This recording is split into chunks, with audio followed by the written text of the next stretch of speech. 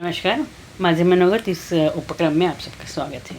हम आदि शंकराचार्य जी का तत्वबोध इसका अभ्यास कर रहे हैं। शंकरं शंकराचार्यं केशवं बादरायणं सूत्रभाष्यकृतौ वंदे भगवन्तौ पुनः पुनः। शंकराचार्य जी आत्मा के बारे में बोलते हुए वो एक स्टेटमेंट करते हैं कि जो आत्मा है वो तीनों शरीर से भिन्न है। और उन्होंने अपने पहले भाग में स्थूल शरीर क्या है इसके बारे में बोला है। अभी जो दूसरा शरीर है सूक्ष्म शरीर, इसके बारे में शंकराचार्य जी एक्सप्लेन करते हैं। सूक्ष्म शरीरं किम् अपंचीकृत पंचमहाभूते कृतं सत्कर्मजन्यं सुखदुःखादिभोगसाधनं पंचज्ञानेन्द्रियाणि पंचकर्मेन्द्रियाणि पंचप्राणादयः मनश्चैकबुद्धिश्चैका एवं सप्तदशा कलाभिः सह यत्तिष्ठति तत् सूक्ष्मशरीरम्। सूक्ष्मशरीरं किम् अपंचीकृत पंचमहाभूतैकृतं सत्कर्मजन्यं सुखदुःखादिभोगसाधनं पंचज्ञानेन्द्रियाणि पंचकर्मेन्द्रियाणि पंचप्राणादयः मनश्चैकं बुद्धिश्चैका एव सप्तदशकलाभिः सह यत्तिष्ठति तत् सूक्ष्मशरीरम्। इसका अर्थ, सूक्ष्म शरीर क्या है? अपंचीकृत महाभूतों से निर्मित सत्कर्म से और सत्कर्म के फल से उत्पन्न सुख दुख के भोगों का साधन सूक्ष्म शरीर है। इसमें 5 ज्ञानेंद्रियाँ, 5 कर्मेंद्रियाँ, 5 प्राण और मन बुद्धि, यह 17 कलाएँ आती हैं। अभी स्थूल शरीर के बारे में जब शंकराचार्य जी ने कहा कि स्थूल शरीर पंचीकृत पंचमहाभूतों से निर्मित है। यहाँ सूक्ष्म शरीर अपंचीकृत पंचमहाभूते और सत्कर्म से बना हुआ है। अभी पंचीकरण एक क्रिया है जो 5 जो पंचमहाभूत है, आकाश, वायु, जल, अग्नि और पृथ्वी, ये पंचमहाभूत हैं। वो पंचमहाभूत अलग अलग परम्यूटेशन कॉम्बिनेशन से कोई भी ये जो जगत है वो ये पंचमहाभूतों के परम्यूटेशन कॉम्बिनेशन से ही बना है। कोई भी जीवित प्राणी लो या कोई भी निर्जीव प्राणी लो या वृक्ष हम लेते हैं तो वहाँ भी ये जो पंचमहाभूत वहाँ होते ही है। पंचमहाभूतों के बिना कोई भी जो वस्तु जो है, कोई भी जो मानव जो है, मनुष्य जो है, बन नहीं सकता। अभी सूक्ष्म शरीरम किम, इसका उत्तर देते हैं कि अपंचीकृत पंचमहाभूत, ये जो शरीर है वो अपंचीकृत पंचमहाभूतों से बना है। और पिछले जन्म का जो हमारा जो सत्कर्म है, वो पुण्य कर्म है या पाप कर्म है, उसका जो रिजल्ट है वो सूक्ष्म शरीर है। अभी सूक्ष्म शरीर जो है वो स्थूल शरीर में वास करता है, स्थूल शरीर में रहता है। जिस तरह से हम कोई एग्जांपल ले, कोई भी मशीन है, छोटा सा हमारा वॉल क्लॉक है वो ले ले, तो वो वॉल क्लॉक का जो हमको दिखाई देता है, जो बाहर का, जहाँ उसमें जो फिगर्स लिखी होती है या उसमें जो उसके जो कांटा है, ये सब स्थूल शरीर है। लेकिन सूक्ष्म शरीर, उसके अंदर की जो मशीन है वो सूक्ष्म शरीर है। और ये वो मशीन जो है वो सूक्ष्म शरीर, स्थूल शरीर में वास करती है। ये जो सूक्ष्म है वो पंच महाभूतों से बना हुआ है, इसीलिए सूक्ष्म है, लेकिन वो भौतिक है, इसके लिए वो जड़ है। मतलब जो स्थूल शरीर के कंपैरिजन में, उसके तुलना में सूक्ष्म शरीर जो है वो सूक्ष्म है। लेकिन आगे हम देखेंगे कि कारण शरीर है। कारण शरीर से देखें तो ये जड़ है। अभी यहाँ जो बताया गया है कि पंच ज्ञानेंद्रिय, पंच कर्मेंद्रिय, पंच प्राणादय और मनोबुद्धि, इसमें हम आते हैं पंच ज्ञानेंद्रिय, मतलब श्रोत्र, त्वचा, नेत्र, जिह्वा, नासिका, ये 5 ज्ञानेंद्रिय हो गए। 5 कर्मेंद्रिय, हस्त, पाद, वाणी, गुदा और उपस्थ, ये 5 कर्मेंद्रिय है। और जो पंच प्राण है, 5 प्राण है, वो प्राण, अपान, समान, व्यान, उदान और मन और बुद्धि, ऐसे ये 5 ज्ञानेंद्रिय, 5 कर्मेंद्रिय, 5 प्राण और मन और बुद्धि, ये 17 कला का, 17 अंगों का जो संघात है, उसे सूक्ष्म शरीर कहते हैं। अब इसकी जो रचना है वो हमारे पहले जन्म किए हुए सत्कर्म से होती है। यहाँ स्थूल शरीर और सूक्ष्म शरीर, इसके दोनों का हम दोनों में कंपैरिजन करें तो जो स्थूल शरीर है वो भोगायतन है। भोगायतन मतलब जो भोग करने का, जो सुख दुख जो है वो भोगने का वो स्थान है। लेकिन सूक्ष्म शरीर जो है वो भोग करने का साधन है, क्योंकि कर्मेंद्रिय से हम लोग सब काम करते हैं और ये कर्मेंद्रिय जो है वो स्थूल शरीर में अस्ति जायते वर्धते विपरिणते में अपक्षीयते विनश्यति, ये जो कर्मेंद्रिय है और कर्मेंद्रियों से बना शरीर है वो अस्थि से लेके विनश्यति, मतलब जन्म लेने से लेके वो मृत्यु तक, वो कर्मेंद्रिय की वजह से उसमें ये अलग अलग विकार आते हैं। यहाँ अभी जो ज्ञानेंद्रिय है वो और मन और बुद्धि है, हम इसको देख नहीं सकते, अपने मन को नहीं देख सकते, दूसरे के मन को भी हम देख नहीं सकते। लेकिन जो हमारा मन है उससे हम एक्सपीरियंस कर सकते हैं। जो थॉट है, जो थॉट मन में आते हैं तो उस थॉट को हम एक्सपीरियंस कर सकते हैं, देख नहीं सकते क्योंकि वो ग्रॉस नहीं है, वो सूक्ष्म है, वो दिखने वाली चीज़ नहीं है। वैसे ही जो बुद्धि है, बुद्धि से हम निर्णय लेते हैं। बुद्धि से कोई भी मन में जो थॉट आया और उसको हम देख के और सोच के उसके बाद उसका निर्णय लेते हैं।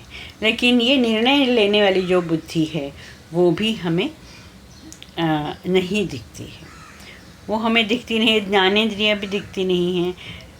जो स्रोत है या त्वचा जो है वो, या आँखें हैं, ये जो कर्मेंद्रिय है उसको हम देख सकते हैं, लेकिन उसके पीछे जो अंदर जो उसको चलाने वाला जो है वो ज्ञानेंद्रिय, और वो हम देख नहीं सकते।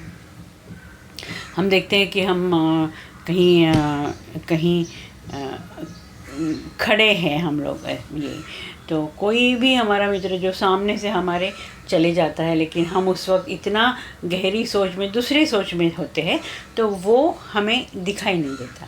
वो हमारे सामने जा रहा है, लेकिन हमें वो, क्योंकि हमारा जो मन है वो उस वक्त हमारे जो हमारे चक्षु है, हमारे जो आँखें हैं, उसके साथ नहीं है। इसके लिए वो दिखाई नहीं देता है। बाद में फिर वो कहता है कि मैं कल यहाँ तुम्हारे सामने से गया, तुमने बात नहीं की। अब इसका कारण एक है कि जो जो जो गोलक है, जो आँखों का गोलक है, वो मन के साथ था, वो आँखों के साथ नहीं था। जो ग्रॉस आँखें थी उसके साथ नहीं था। और इसके लिए जो कर्मेंद्रिय जो है अपने आप काम नहीं करती है। कर्मेंद्रियों को उसके पीछे कोई चलाने वाला, उसको एनर्जी देने वाला जो ज्ञानेंद्रिय है वो उपस्थित होना ज़रूर है। तभी हमारा बॉडी का, स्थूल बॉडी का जो है, स्थूल शरीर का जो फंक्शन होता है वो होता है ज्ञानेंद्रिय के से। वो ज्ञानेंद्रिय यदि एब्सेंट है तो हमारी कर्मेंद्रिय वेट नहीं, वो एक्सपीरियंस नहीं कर सकती। ये जो सूक्ष्म शरीर है वो भोग का उपकरण है। अब सूक्ष्म शरीर में आँखें आती हैं, आँखें हैं, उसके बाद में कान है, त्वचा है, नेत्र है, जिह्वा है, नासिका है। इस ज्ञानेंद्रिय से हम दुनिया की जो जगत की चीज़ें उसको एक्सपीरियंस कर सकते हैं। हम कान से जो आवाज़ें हैं वो आवाज़ें सुन सकते हैं। त्वचा से हम स्पर्श का ज्ञान होता है, त्वचा से। नेत्र से दृश्य का ज्ञान होता है। जिह्वा से हमें वाणी का ज्ञान होता है। और नासिका से वो जो फ्रेग्रेंस है या स्मेल है, उसका सुगंध है, उसका ज्ञान होता है। तो ये ज्ञानेंद्रिय जो ज्ञान जो है वो ज्ञान से वो एक्सपीरियंस जो है वो इकट्ठा करती है और बाद में मन को भेजती है, और मन फिर बुद्धि को भेजता है और बुद्धि डिसीजन लेती है। अभी हम उदाहरण ले तो ये हम नेत्र है, हमारे नेत्र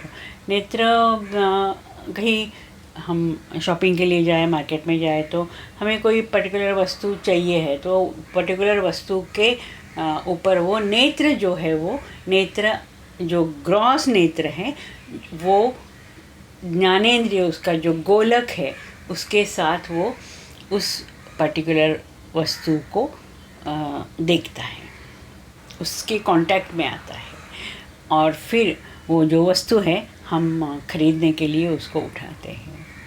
बाद में जो मन को ये बताने के लिए कि ये मैंने खरीद लिया, उससे पहले मन ये कहता है कि ये अभी ज़रूरी नहीं है, ये जो वस्तु है वो हमारे घर में है और अभी चलेगी, 4 महीने चलेगी, तो फिर ये क्यों लेनी है।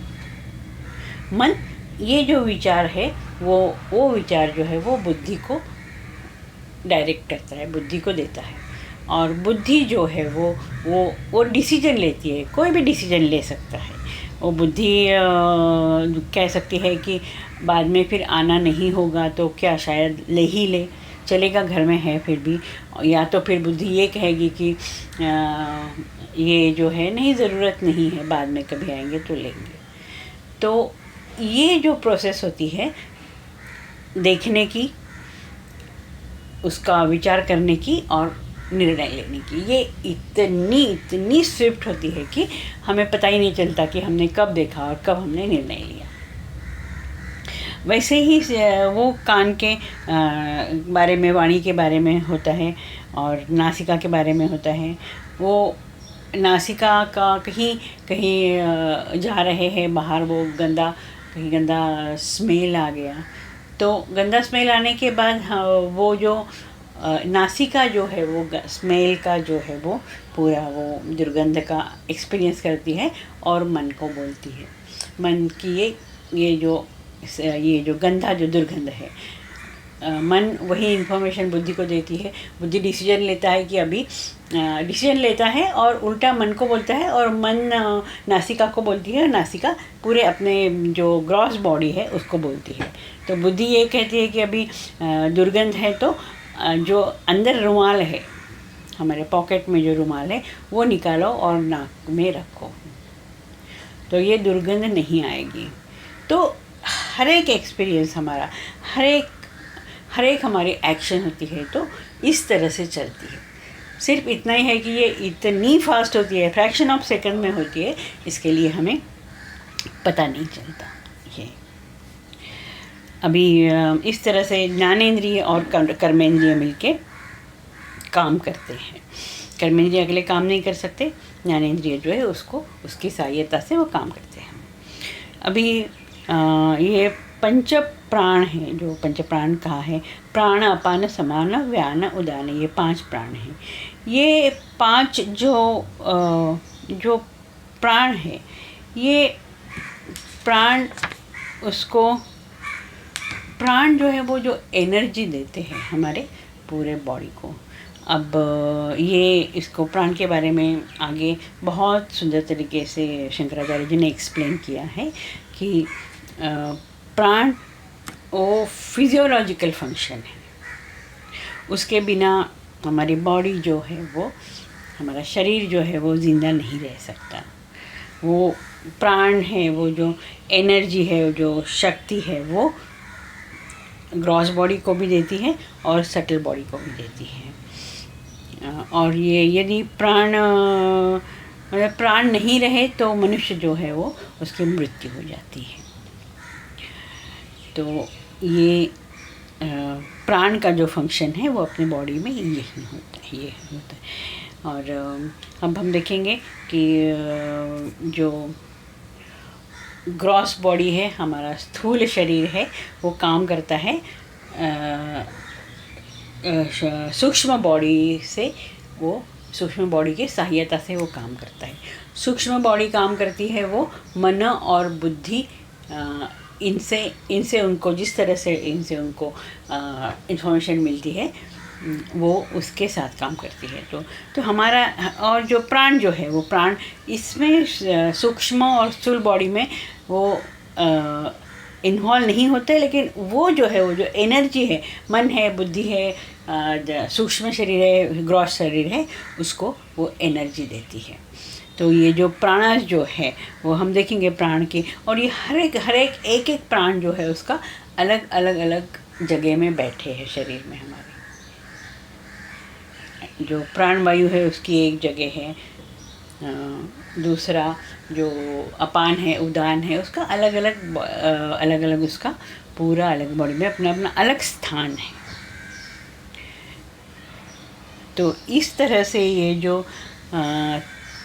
जो सूक्ष्म और स्थूल बॉडी और मन और बुद्धि, इस तरह से इतना इंटरेस्टिंग और इतना सुंदर रीति ने शंकराचार्य जी यहाँ समझाते हैं। अभी हम आगे ज्ञानेंद्रिय के बारे में, और ज्ञानेंद्रिय किस तरह से काम करते हैं और उनका विषय क्या है, इसके बारे में अगले क्लास में हम बात करेंगे। अभी हम यहीं रुकते हैं। नमस्कार।